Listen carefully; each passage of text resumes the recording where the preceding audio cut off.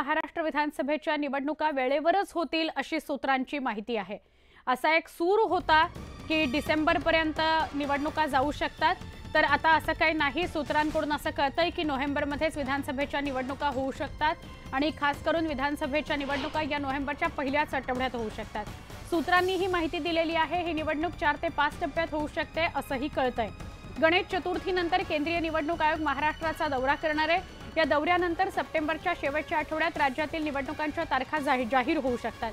त्यामुळे निवडणुका डिसेंबरमध्ये उशिराने होणार या चर्चांना पूर्णविराम मिळतोय असं म्हटलं तरी वावगं ठरणार नाही। आमचे प्रतिनिधी राहुल जोरी यांना अधिक विचारूया। राहुल, अगदी कालपर्यंत अशी चर्चा होती की कदाचित या विधानसभा निवडणुका डिसेंबरपर्यंत पुढे ढकलल्या जातील, पण आता काय बातमी आहे ताजी? एकंदरीत बघितलं तर ज्या पद्धतीने माहिती आता समोर येते, अर्थातच महाराष्ट्र विधानसभेच्या निवडणुका वेळेतच म्हणजे सप्टेंबरच्या शेवटच्या आठवड्यातच पार पडतील अशी माहिती जी आहे ते विश्वसनीय सूत्रांकडून न्यूज 18 लोकमतला कळते। एकंदरीत बघितलं तर निवडणुका लांबल्यानं त्याचा फायदा होण्याऐवजी काहीसं नुकसान होऊ शकतं। इतकंच नाही तर ज्या पद्धतीने विरोधकांनी वारंवार लाडकी बहीण योजना असेल किंवा सरकारने केलेल्या योजना या स्थानिक पर्यंत जाता नाही तोपर्यंत निवडणुका सरकारनं लांबणीवर टाकल्या असा थेट आरोप केला होता। मात्र या सगळ्या आरोपानंतर आता थेटपणे निवडणुका या राज्यात वेळेतच होतील। इतकंच नाही तर वेळेत निकाल लागून संपूर्ण निवडणुका ज्या पार पडतील आणि ज्या पद्धतीनं महाराष्ट्र विधिमंडळाचा कार्यकाळ संपतो त्याच पद्धतीनं तात्काळ सरकार स्थापित होईल। अर्थात एकंदरीत बघितलं साधारण 2 महिन्यांचा संपूर्ण काळ आहे। सध्या ऑगस्ट सुरू आहे आणि या 2 महिन्यांमध्ये विधानसभेच्या निवडणुका वेळेत पार पण म्हणजे राहुल, तुला असं म्हणायचंय की बातमी अशी येते की सप्टेंबरचा शेवटचा आठवडा किंवा नोव्हेंबरचा पहिला आठवडा, राहुल असाच सोबत राहा। भाजपचे नेते प्रवीण दरेकर आपल्या सोबत आहेत। प्रवीणजी, एक सूर असा उमटत होता की डिसेंबरपर्यंत पुढे ढकलल्या जातील निवडणुका, पण आता बातमी आमच्याकडे अशी येते की वेळेत म्हणजे सप्टेंबरचा शेवटचा आठवडा किंवा नोव्हेंबरचा पहिला आठवडा अशा निवडणुका होतील। तुमची प्रतिक्रिया?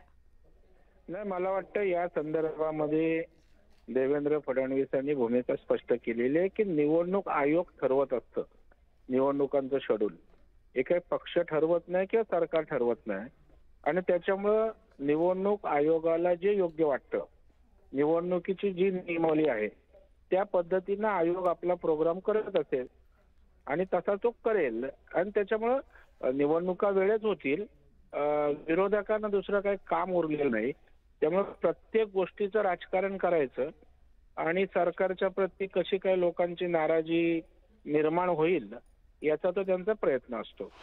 एक आरोप असा होतो भाजपवर की साधारण परिस्थिती काय आहे ती आपल्याला पूरक आहे का असं बघून सरकार पुढे मागे निवडणुका करतं। हा जो आरोप आहे त्याला धरून आपण असं म्हणताय की बिनबुडाचे आरोप आहेत? बिनबुडाचे आरोप आहेत। आपल्याला सांगितलं की सरकारवर निवडणुका अवलंबून नसतात आणि तसं पाहिलं तर आम्हाला काय पोषक वातावरण आहे। आम्हाला त्या ठिकाणी लाडकी बहीण असेल, वेगवेगळ्या प्रकारच्या ज्या योजना येत आहेत त्या माध्यमातून एक विश्वासाचं वातावरण या ठिकाणी महाराष्ट्रात निर्माण झालंय आणि त्याच्यामुळे आम्हाला आजही वातावरण चांगलं आहे आणि निवडणुका पुढे गेलं तर आणखी चांगलं होईल। त्याच्यामुळे आता विरोधकांचं काम आरोप करणं आहे, ते त्या ठिकाणी आरोप करतायत, राजकीय अभिनिवेशातनं आरोप आहे, त्यापेक्षा काय। बरं, धन्यवाद प्रवीण, आपण सविस्तरपणे न्यूज 18 लोकमतशी बोललात त्याबद्दल। प्रवीण दरेकरांनी प्रतिक्रिया दिली। आता काँग्रेसचे प्रवक्ते अतुल लोंढे आपल्या सोबत आहेत, त्यांच्याशी बोलूया। अतुलजी, वेळेतच निवडणुका होतील अशी माहिती आहे न्यूज 18 लोकमतकडे, म्हणजे सप्टेंबरचा शेवटचा आठवडा किंवा नोव्हेंबरचा पहिला आठवडा, काय सांगाल आपण? नाही, आम्हाला काहीच प्रॉब्लेम नाही। त्यांनी लवकर घेतली काय नंतर घेतली काय, या सरकारपासून, या जुलमी सरकारपासून, लूटमार करणाऱ्या सरकारपासून, कमिशन घेणाऱ्या सरकारपासून महाराष्ट्राच्या जनतेला सुटका पाहिजे नाही। महाराष्ट्राची जनता आतुरतेने वाट पाहत आहे। जेवढ्या लवकर येतील तेवढ्या लवकर बरं होईल अशी जनतेची मागणी आहे, असा जनतेचाही विचार आहे। आता मी ऐकत होतो प्रवीण दरेकरांना, ते सांगत होते की जनतेचा विश्वास बसला आहे। अंगणवाडी सेविका ज्या आहेत त्या रस्त्यावर आहे, दलित संघटना सगळ्या रस्त्यावर आहे, त्यांच्या आरक्षणावर घाला घालण्याचा प्रयत्न झालेला आहे। एमपीएससीच्या पोरांवर सातत्याने अत्याचार झालेले आहेत, ते रस्त्यावर आहे। बदलापूरची घटना किती वाईट घटना आहे। शक्ती कायदा हा महाराष्ट्राच्या महाविकास आघाडी सरकारने पास केला आणि तो राष्ट्रपतींकडे मंजुरीसाठी पडला आहे. कोणासाठी सुरू आहे हे?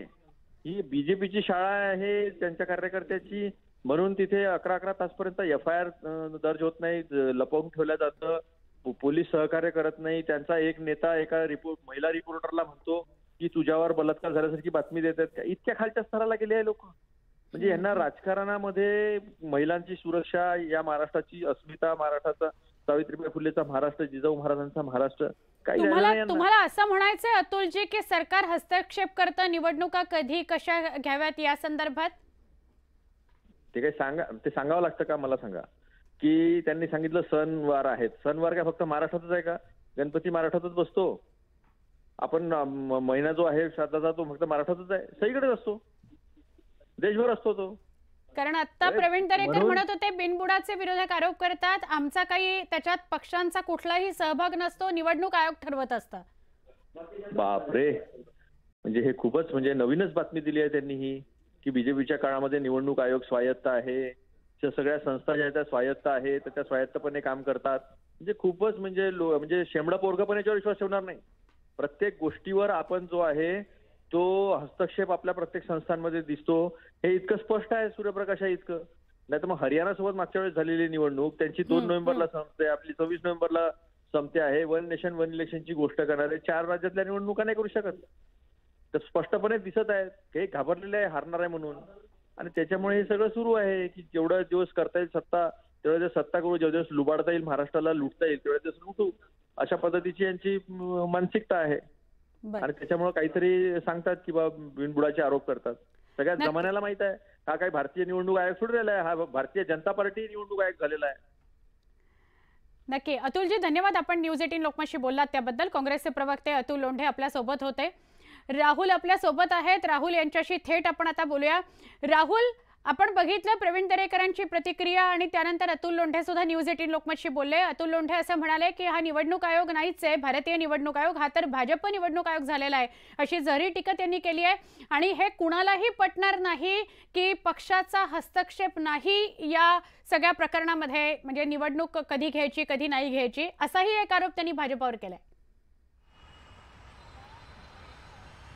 सुवर्ण, दोन्ही पक्षांचे वार प्रतिवार किंवा एकमेकांवरचे आरोप जे आहे ते सुरूच राहतील. मात्र आत्ता न्यूज 18 लोकमतला सर्वात आधी आणि सर्वात महत्त्वाची जी बातमी मिळते, महाराष्ट्रातील विधानसभा निवडणुका या वेळेतच पार पडतील. एकंदरीत बघितलं ज्या पद्धतीने डिसेंबरपर्यंत या निवडणुका लांबणीवर जातील अशी जी चर्चा मागच्या काही दिवसांपासून सुरू होती, त्याला मात्र पूर्णपणे विराम लागलाय असं म्हणावं लागेल. एकंदरीत सप्टेंबरच्या शेवटच्या आठवड्यात किंवा नोव्हेंबरच्या पहिल्या आठवड्यात महाराष्ट्रातील विधानसभा पार पडतील आणि वेळेत म्हणजेच महाराष्ट्राची विधानसभा विसर्जित झाल्यानंतर लगेचच महाराष्ट्रात ज्याचं कुणाचं सरकार असेल, ज्याचं कुणाचे त्यावेळी निकाल लागतील त्यानुसार सरकार स्थापन होईल, अशा पद्धतीची थेट आणि अगदी विश्वसनीय माहिती जी आहे ती न्यूज 18 ला कळते.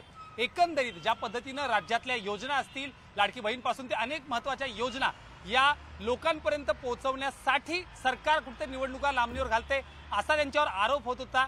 मात्र तसं न करता एकंदरीत बघितलं तर लोकसभा निवडणूक ज्या पद्धतीनं 7 टप्प्यांमध्ये लांबली होती आणि त्याचा काहीसा फटका हा देखील भाजपला सहन करावा लागला होता. मात्र यामध्ये कुठलाही हस्तक्षेप न करता आता विधानसभा वेळेतच पार पडून राज्यातलं वातावरण कोणाच्या बाजूने आहे नाही याचा अंदाज त्यावेळी घेतला जाईल. मात्र योग्य त्यावेळी नियोजित कालावधीमध्ये महाराष्ट्रातील विधानसभा पार पडतील असंच म्हणावं लागेल. नक्की राहुल, जसं तुम्ही म्हणताय, आपण वर्षभर चर्चा ऐकत होतो की याच वर्षात लोकसभा, विधानसभा आणि नंतर लगेचच महापालिका सुद्धा निवडणुका होऊन जातील. पण तसं चित्र म्हणजे नोव्हेंबरच्या पहिल्या आठवड्यात जर विधानसभा असेल आणि ती 5 टप्प्यांमध्ये असेल तर मग महापालिका सुद्धा लांबणीवर पडू शकते का, पुढच्या वर्षी जाऊ शकते का? महापालिका निर्णयांच्या बाबतीत ज्या पद्धतीने आपण बघितलं की महानगरपालिका, सगळ्याच महानगरपालिका यांच्या निवडणुकींच्या बाबतीत सध्या हे प्रकरण जे आहे ते कोर्टात प्रलंबित आहे आणि त्यामुळे त्या संदर्भातला निकाल जो आहे तो अद्याप लागलेला नाही. आरक्षणाचा मुद्दा असेल किंवा ओबीसी आरक्षणाबद्दल दिलेली सूट असेल, या सगळ्या मुद्द्यांवरून त्या निवडणुका थांबलेल्या आहेत. मात्र एकंदरीत बघितलं तर विधानसभेच्या निवडणुका घ्यायला कुठलीही अडचण नाही. सणावाराचं जे कारण दिलं जात होतं त्यावर देखील योग्य तो निकाल करत त्यावेळी देखील आपली यंत्रणा निवडणूक आयुक्त राबवू शकतात आणि त्या पद्धतीनं वेळेत निवडणुका पार पाडून येत्या काळातल्या मग त्या स्थानिक स्वराज्य संस्था असतील, महानगरपालिका असतील, या बाबतीचा निर्णय त्यावेळी घेतला जाईल. सुवर्ण, नक्की राहुल, तुम्ही असेच सोबत राहा. आपल्याबरोबर संजय शिरसाट आपल्यापर्यंत त्यांनी आपली प्रतिक्रिया पोहोचवलेली आहे. संजय शिरसाट यांनी त्यांची प्रतिक्रिया बघूया याच संदर्भातली. निवडणुका पुढे ढकलल्या जाणार नाही, काही लोक पसरवतात. मी कालही स्पष्ट केलंय, 26 नोव्हेंबरला नवीन सरकार अस्तित्वात आलंच पाहिजे. हा इलेक्शन कमिशनरचा सुद्धा दंडक आहे. त्यापूर्वी निवडणुका होतील. ते जे काही